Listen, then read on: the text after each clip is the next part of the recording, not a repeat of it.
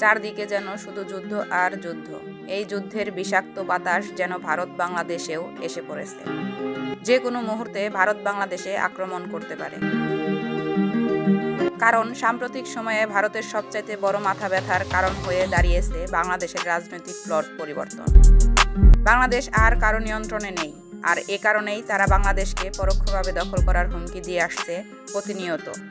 যদিও এগুলোকে রাজনৈতিক বক্তব্য বলে উড়িয়ে দেওয়া যায়, কিন্তু আসলেই যে ভারত এমনটাই করার চিন্তা করে থাকে, তাহলে কি পরিস্থিতি দাঁড়াবে? বাংলাদেশ কি পারবে পৃথিবীর চতুর্থ বৃহত্তম ভারতের মতো সামরিক দানবের মুখোমুখি হতে? নাকি নতুন আরেকটা গাজায় পরিণত হবে?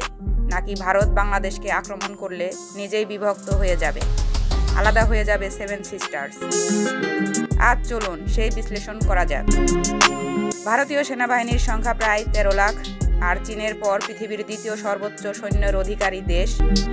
তবে ভারতের সেনাবাহিনীর একটা বড় অংশের অভ্যন্তরীণ নিরাপত্তায় নিয়োজিত আছে কাশ্মীর, মধ্যপ্রাচ্যে এবং পূর্বাঞ্চলের 7টা রাজ্যে, যাদেরকে আমরা সেভেন সিস্টার্স হিসেবে জানি। সেখানকার বিদ্রোহীদের দমন করতে ভারতীয় সেনাবাহিনীর একটা বিশাল অংশ সেখানে নিয়োজিত আছে, আর তাদেরকে সেখানে থাকতেই হবে।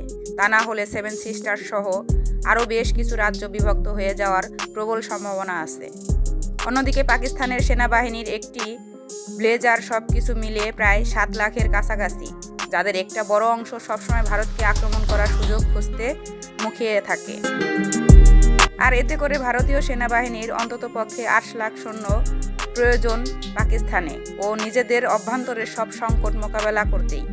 এখানেই শেষ না, ভারতকে অবশ্যই চীনের আগ্রাসন থেকে বাঁচার জন্য আরও 3 লক্ষ সেনাবাহিনীর চীন ভারত সীমান্তে সবসময় মোতায়েন রাখতে হয়। কিন্তু অবশিষ্ট 2 লাখ সৈন্য নিয়ে ভারত যদি বাংলাদেশ আক্রমণ করতে চায়, তবে সেটা যেন ভারতের জন্য হবে নিজের পায়ে নিজেই কুড়াল মারার মতো। কেন বলছি? কারণ সামরিক বিশেষজ্ঞ মনে করেন কোনো দেশকে দখল করতে গেলে সেই দেশের শক্তির চেয়ে 3 গুণ শক্তি থাকা প্রয়োজন। মজার ব্যাপার হলো, আপনি যুদ্ধ বিমান দিয়ে শত্রুর দেশকে শুধু ধ্বংসই করতে পারবেন, কিন্তু দখলে নিতে গেলে অবশ্যই আপনাকে সেখানে মোতায়েন করতে হবে পদাতিক বাহিনী। আর তাই ভারতের 2 লাখ সৈন্য দিয়ে বাংলাদেশকে দখলে নেওয়া সম্ভব না, কারণ বাংলাদেশ সেনাবাহিনীর সংখ্যা একেবারে কম না। আর তাই বলাই যায়, এই পরিস্থিতিতে ভারতীয় সেনাবাহিনীর জন্য বাংলাদেশকে আক্রমণ করা অসম্ভব হয়ে দাঁড়াবে। তবে এখানে চীন, পাকিস্তান নিজেদের স্বার্থে ভারতকে সীমান্ত থেকে ব্যস্ত রাখতে বাংলাদেশকে অস্ত্র দিয়ে সহযোগিতা করার সম্ভাবনা অনেক বেশি, যা ভারতের জন্য কাল হয়ে দাঁড়াতে পারে।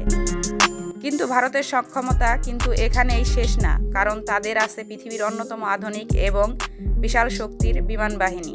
তবে মজার ব্যাপার হলো, তাদের সেখানেও রয়েছে বেশ দুর্বলতা, কারণ তাদের পর্যাপ্ত যুদ্ধবিমান আছে ঠিকই, কিন্তু লজিস্টিক সহযোগিতা করার সক্ষমতা অতটাও নেই।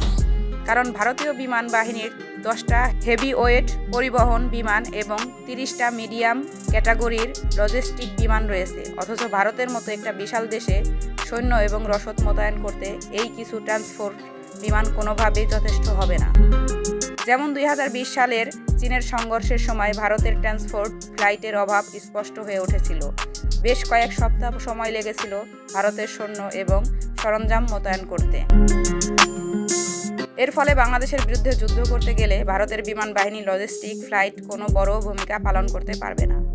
তবে ভারতীয় বিমান বাহিনীর কাছে প্রায় সব মিলিয়ে 500টা যুদ্ধবিমান আছে, এবং এতে কোনো সন্দেহ নেই এত সংখ্যক বিমান দিয়ে তারা অল্প কিছু সময়ের মধ্যেই বাংলাদেশকে ধূলিসাৎ করে দিতে পারে। কারণ বাংলাদেশের কাছে এমন কোনো শক্তিশালী যুদ্ধবিমান নেই যা ভারতীয় ফাইটার জেটগুলোকে মোকাবেলা করতে পারবে। তার মানে এই নয় বাংলাদেশের সামরিক শক্তি একেবারে পিছিয়ে আছে। এখানে বাংলাদেশও মিলিটারি শক্তির দিক থেকে যথেষ্ট শক্তিশালী একটা দেশ। তাছাড়া বাংলাদেশ সেনাবাহিনী প্রতিনিয়ত নতুন নতুন অস্ত্রশস্ত্র ক্রয়ের দিকে মনোযোগী হচ্ছে। সেই সাথে এটাও মনে রাখতে হবে, বাংলাদেশ সেনাবাহিনী বর্তমানে দক্ষিণ এশিয়ার দ্বিতীয় বৃহত্তম শক্তিশালী বাহিনী, এবং এই বাহিনী দেশের যে কোনো বিপদের সময় নিজেদের সবকিছু দিয়ে লড়াই করতে প্রস্তুত।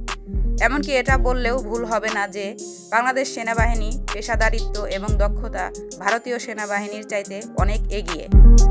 কারণ বাংলাদেশ সেনাবাহিনী এখন পর্যন্ত পৃথিবীর 43টি দেশে প্রতিনিয়ত যুদ্ধ করার অভিজ্ঞতা লাভ করছে। বিপরীতভাবে ভারতীয় সেনাবাহিনীর অভিজ্ঞতা খুবই সীমিত। বাংলাদেশের সেনাবাহিনী জাতিসংঘের অধীনে অর্ধশতাধিক দেশে সরাসরি যুদ্ধের অভিজ্ঞতা অর্জন করেছে। এতে তাদের দক্ষতা এবং অভিজ্ঞতা ভারতীয় সেনাবাহিনীর চাইতে অনেকটাই বেশিই বলা যায়।